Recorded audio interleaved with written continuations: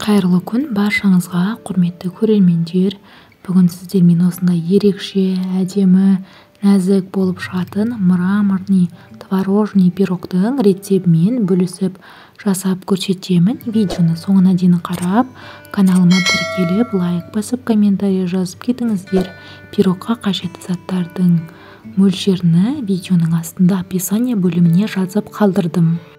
Ыдысымызға 250 грамм ұн саламыз. Жарты шай қасықта тұз саламыз. 1 шай қасықта қопсытқыш салып араластырамыз. 80 грамм қант саламыз. Тағы да араластырамыз. 100 грамм жұмсақ сары майды саламыз. Сары майымыз міндетті түрде жұмсақ болуы керек. Ұн мен сары майымызды осылай жақсылап араластырамыз. Сонда бізде крошка пайда болады. Содан соң бір жұмыртқамызды салып, тағы да араластырамыз. Қамыр болып біріккенге дейін осылай жақсылап басамыз. Неге бізде қамырымыз осылай бір-біріне жабысып, жылтырап, сап-сары әдемі қамыр болып шықты. Қамырымызды пакетке салып, холодильникқа 10 минутқа қойып қоямыз. Салмасына 300 грамм творог, 100 грамм қант, 2 жұмыртқаны ыдысымызға саламыз. 200 грамм сметана саламыз. 20%-дан жоғары болу керек пайызы.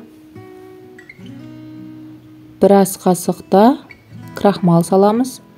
Блендермен жақсылап араластырамыз.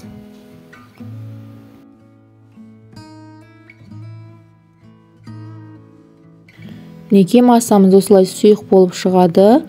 Бұл массамызды тең 2-ге бөліп аламыз. Осылай 2 ыдысқа құйып алғаннан соң, бір ыдысымызға 1 ас қасықта какао салып, қасықпен жақсылап араластырамыз.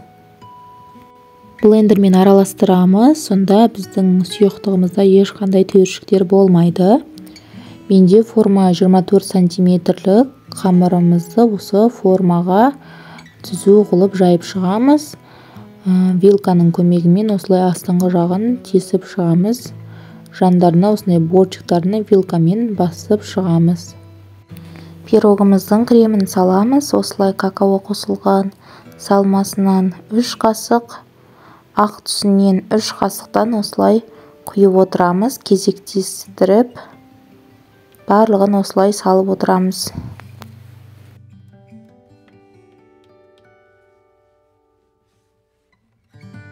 Неге креміміз толықтай құйып алдық. Енді осылай ағаш таяқшаның көмегімен осындай әдемі сызықтарды сызып шығамыз.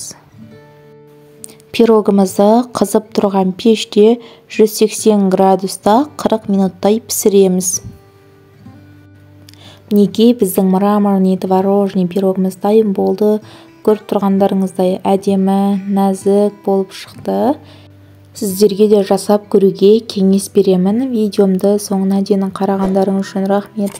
Каналыма тіркеліп, лайк басып, комментарий жазып, каналымның дамуына өз үлестеріңізді қосып кетіңіздер.